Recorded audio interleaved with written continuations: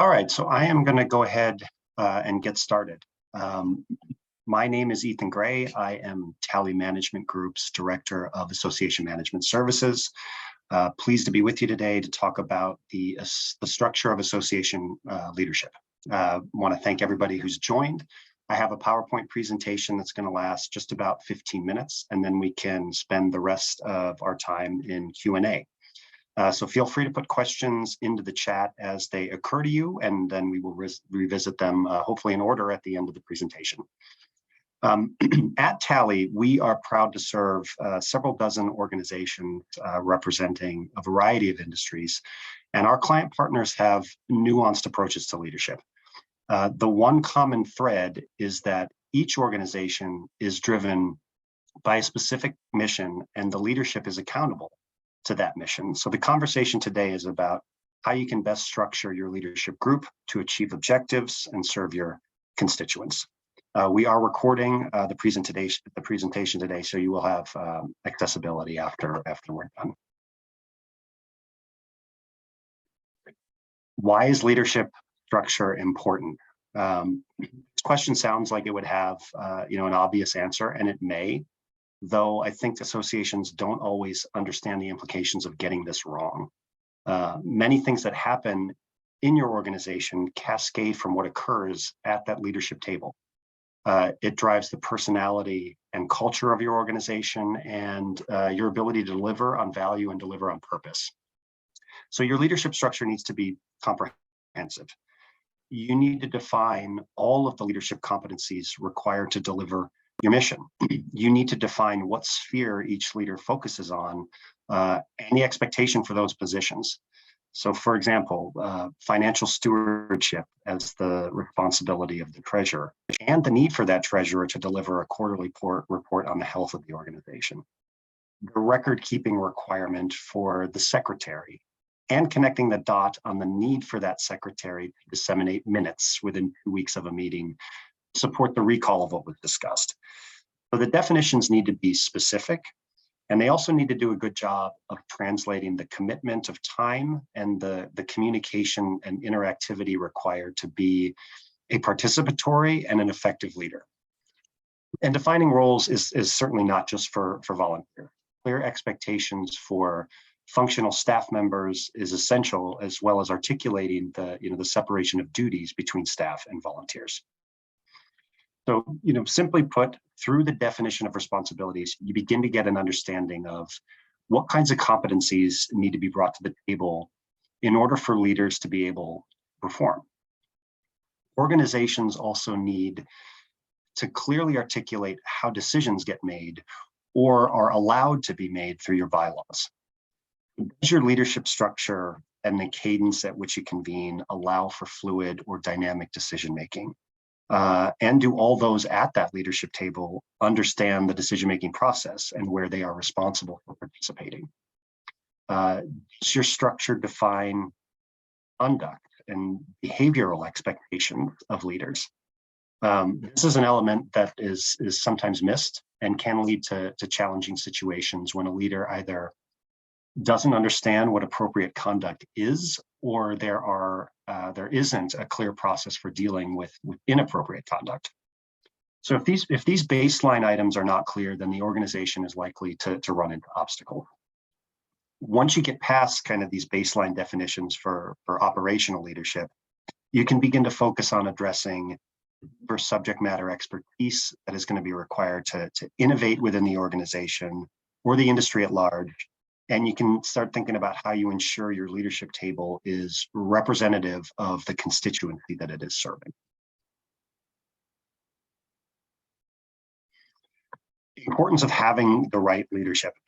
Getting the structure right will provide a foundational confidence that the decisions that are being made and the strategic direction that is set is more likely than not to be successful.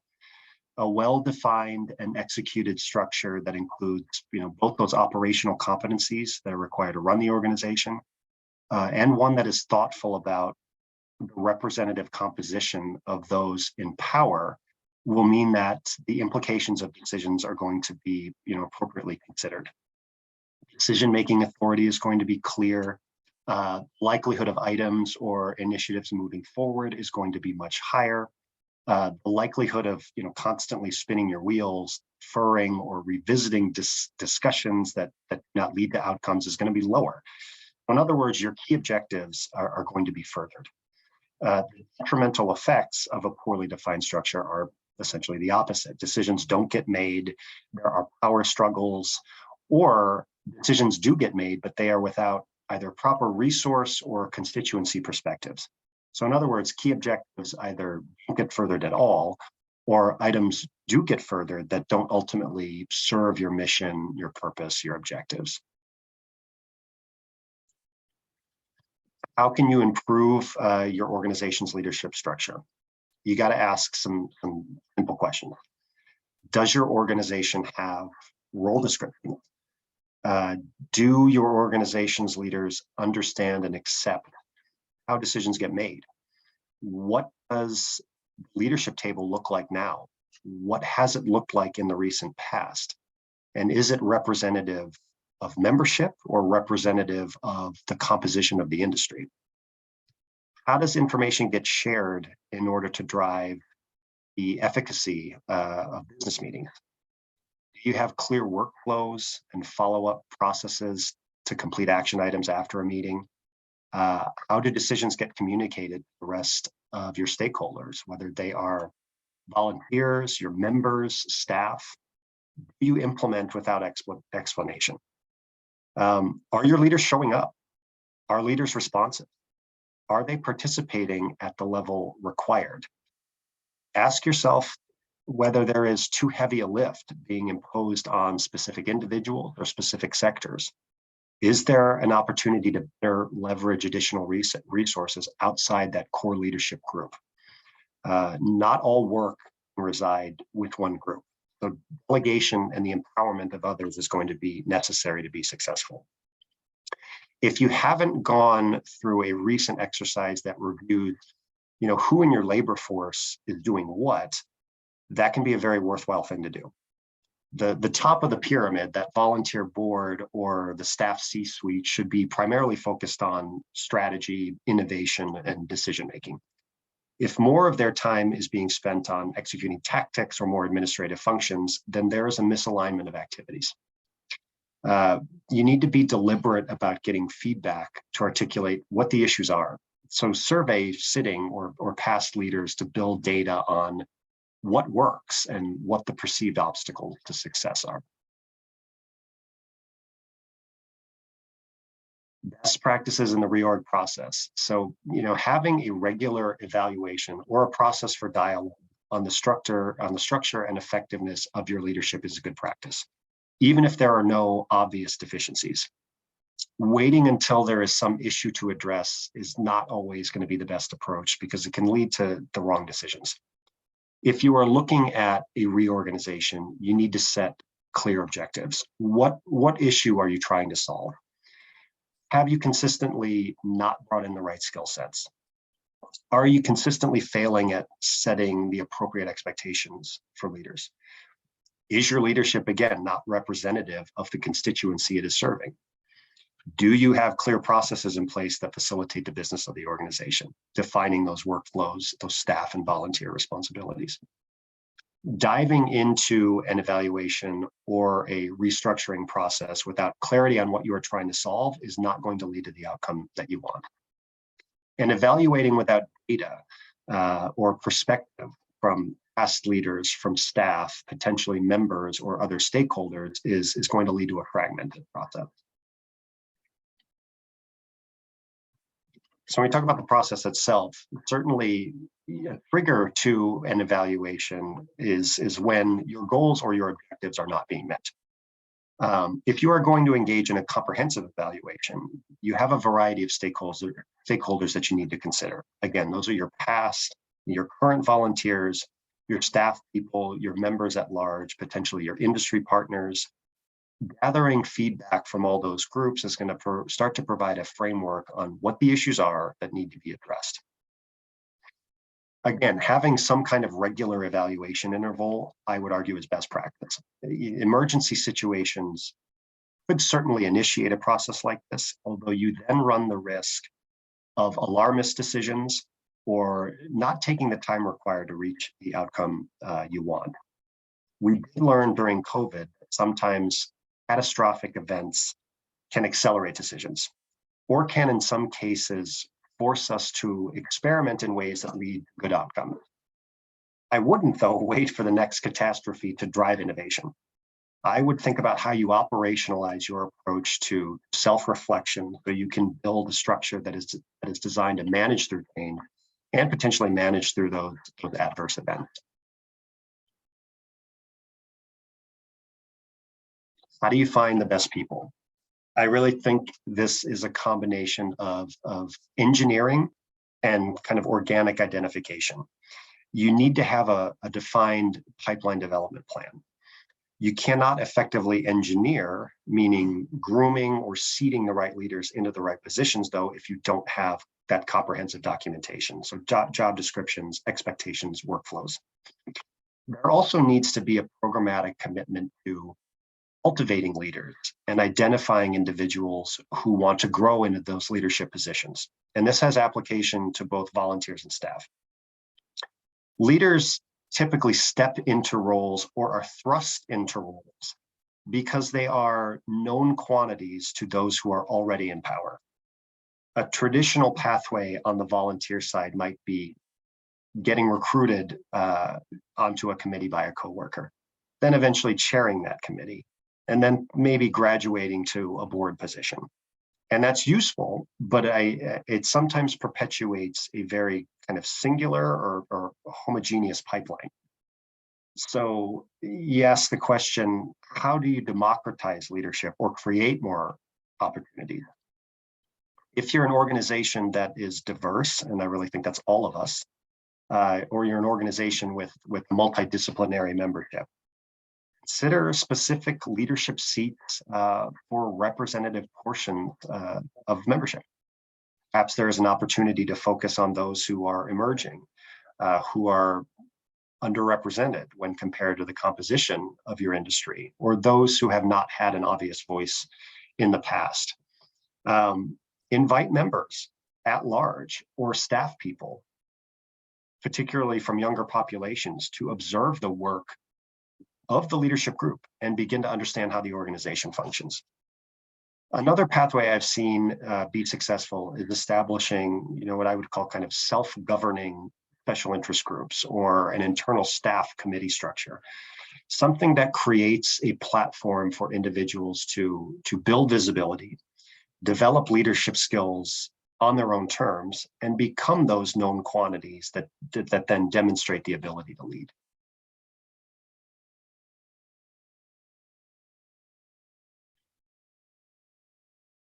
But not to put too fine a point on it, but I think these are some of the key things to remember. Clearly defined responsibilities. You cannot have effective leadership if they don't know how they are expected to perform.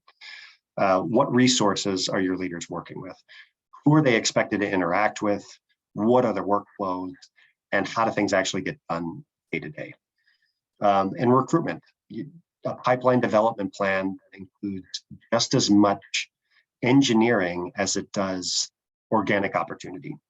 Leadership development should be a strategic goal alongside other goals and just as important as growth or engagement.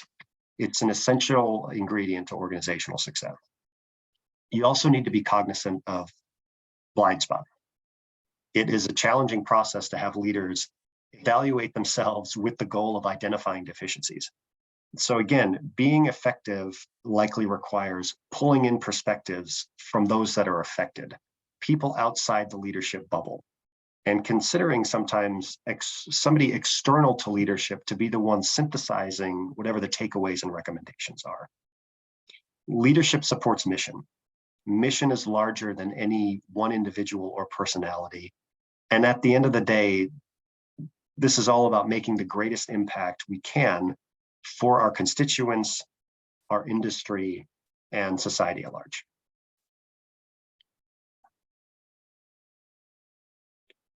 So that's kind of the end of my planned remarks. I do realize that many of the comments may seem obvious, but I think structure can often be overlooked, or the evaluation and reevaluation of leadership structure can be overlooked in organizations that have been around a long time.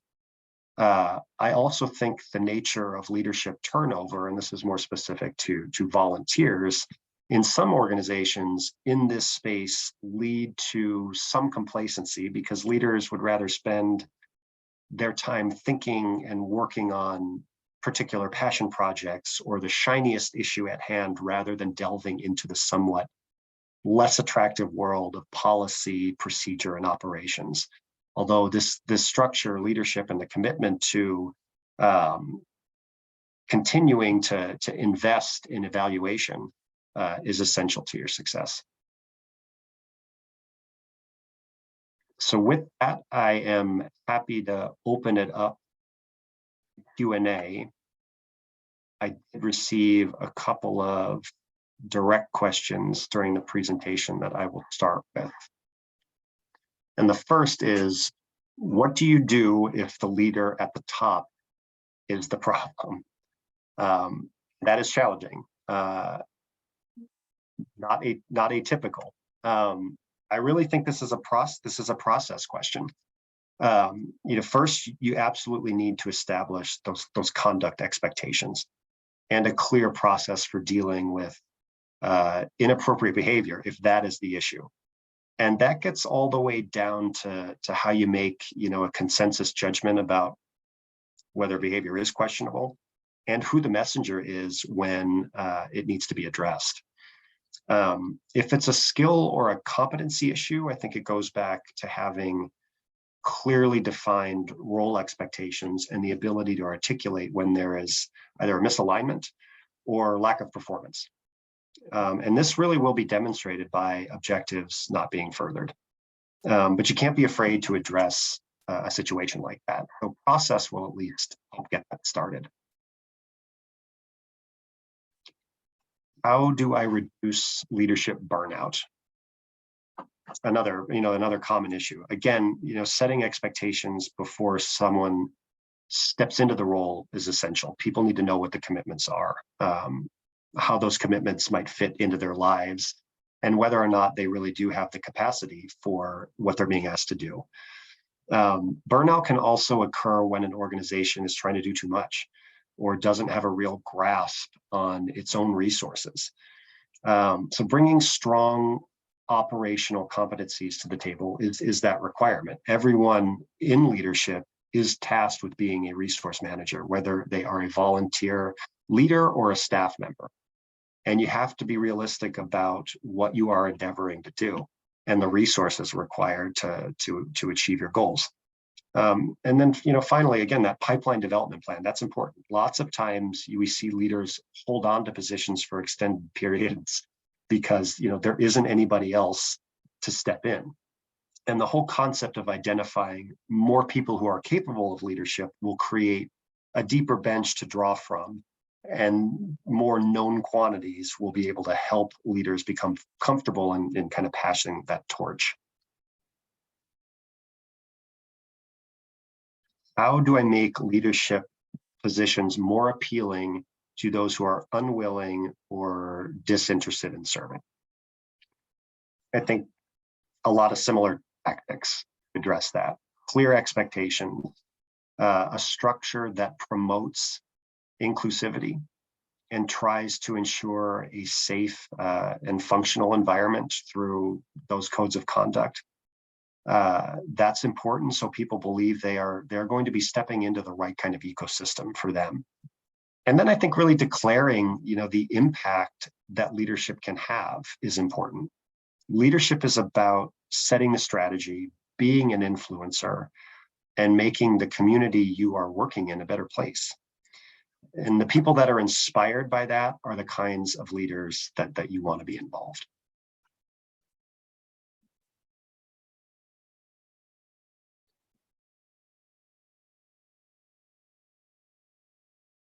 And I think that gets to all of the questions.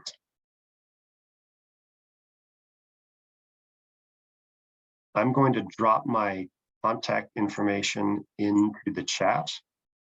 And I would be happy to follow up with anybody after the fact if questions occur, or if you have a comment about any of the comments that I made during the presentation. And we hope to see you on a future webinar. I appreciate you committing time.